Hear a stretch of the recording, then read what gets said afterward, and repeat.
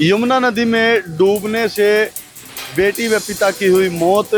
ईंट भट्टे पर काम करने वाला मनोज अपने 5 बच्चों को लेकर यमुना नदी पर नहाने के लिए गया था। जैसे वह नहाने के लिए उतरा तो उसकी छोटी बेटी डूबने लगी, जिसे बचाने के लिए वह नदी के अंदर कूद गया और वह अपनी बेटी को बचाकर बाहर ले आया। वहीं मनोज का पैर फिसल गया और वह दोबारा से यमुना नदी के अंदर गिर गया। अपने पिता को डूबते देख उसकी बड़ी बेटी चांदनी ने भी यमुना नदी में छलांग लगा दी।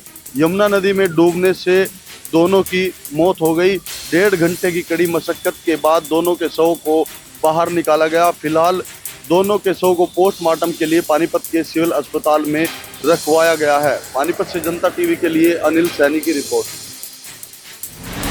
भिवानी में कच्चा चोर गिरोह सक्रिय। पुलिस ने कुछ ऐसे संदिग्ध व्यक्तियों को सीसीटीवी की नज़र से देखा है जो लोग बिना पजामे के सड़कों पर घूम रहे हैं। उनके हाथों में हथियार यानी कि लाठी डंडे हैं। वे लोग देर रात सड़कों पर घूम रहे थे। हालांकि एक चोरी के बाद पुलिस को ये सीसीटीवी नजर आए हैं।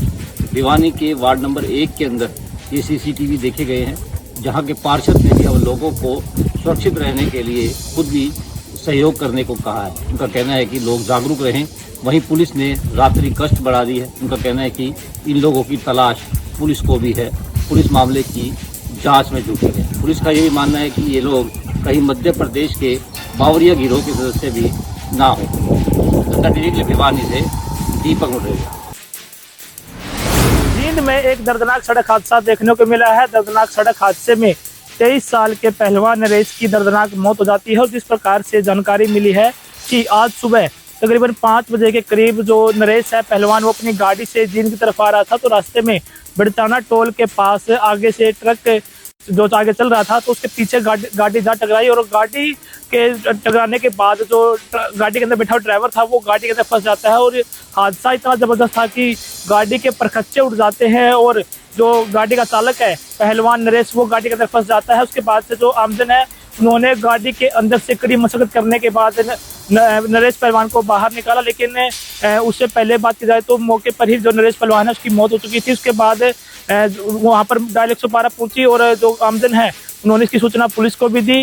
लेकिन अगर परिवार के बारे में बात की जाए तो मृतक नरेश पहलवान 4 बार नेशनल का जो गेम है, नेशनल गेम जूडो गेम में गोल्ड भी जीत चुका है। और जूडो के अंदर बात की जाए तो कॉमनवेल्थ गेम में गोल्ड मेडल भी रह चुका है। लेकिन उस हादसे के बाद पूरे गांव में शोक की लहर है। और अगर मृतक नरेश की बात की जाए तो सोनीपत के जोरासी गांव का रहने वाला था। परिवार में माता पिता के अलावा 3 भाई थे, जिसमें से 2 भाई पहलवान का काम करते हैं और 1 भाई खेती करता है। अब इस हादसे के बाद पूरे परिवार में एक शोक की लहर फैल गई है। जींद से जनता टीवी के लिए सुनील कुमार की रिपोर्ट।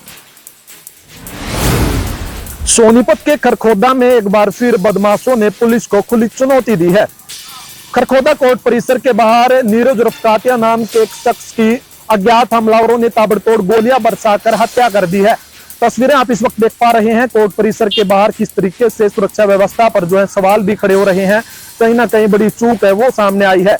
आपको बता दें कि दुबलधन गांव का रहने वाला नीरज रफ्कातिया जो आज किसी मामले में कोर्ट में पेशी पर आया था और इसी दौरान घात लगाए बैठे अज्ञात हमलावरों ने उसकी कई गोलियां मारकर जो हत्या कर दी गई। तस्वीरों में आप देख पा रहे हैं जो मौके पर 3 से 4 जो खोल है वो बरामद हुए हैं और एफएसएल की जो टीम है वो फिलहाल जांच कर रही है। जिस तरीके से इस वारदात को अंजाम दिया गया है ये कहीं ना कहीं उस पुलिस की सुरक्षा व्यवस्था पर भी सवाल खड़े कर रहा है। तो नीरज है उसका भी आपराधिक रिकॉर्ड रहा है और हिस्ट्री शीटर वो बताया जा रहा है। हालांकि अभी तक ये स्पष्ट नहीं हो पाया है कि नीरज को जो गोलियां मारी गई हैं वो किन हमलावरों ने मारी है और उनकी पहचान अभी तक नहीं हो पाई है। फिलहाल जो है पुलिस से पूरे मामले को लेकर गंभीरता से जांच में जुटी हुई है और कई टीमें जो है वो बनाई गई हैं। और आपको बताएं कि सोनीपत के खरखोदा कोर्ट परिसर के बाहर जब ये वारदात को अंजाम दिया गया तो नीरज उर्फ कातिया बाबा के भेष में आया था और इसी दौरान अज्ञात हमलावरों ने उस पर ताबड़तोड़ गोलियां बरसा दी, जिसके बाद उसकी मौके पर ही मौत हो गई। फिलहाल खरखोदा थाना पुलिस और क्राइम ब्रांच की टीमें मौके पर पहुंचकर मामले की जांच कर रही हैं और पुलिस का दावा है कि जल्द ही आरोपियों को गिरफ्तार कर लिया जाएगा। बहरहाल देखने वाली बात है कि पुलिस कब तक हमलावरों को गिरफ्तार कर पाती है और इस पूरे मामले में क्या कुछ खुलासे होते हैं। सोनीपत से जनता टीवी के लिए सुशील मोर।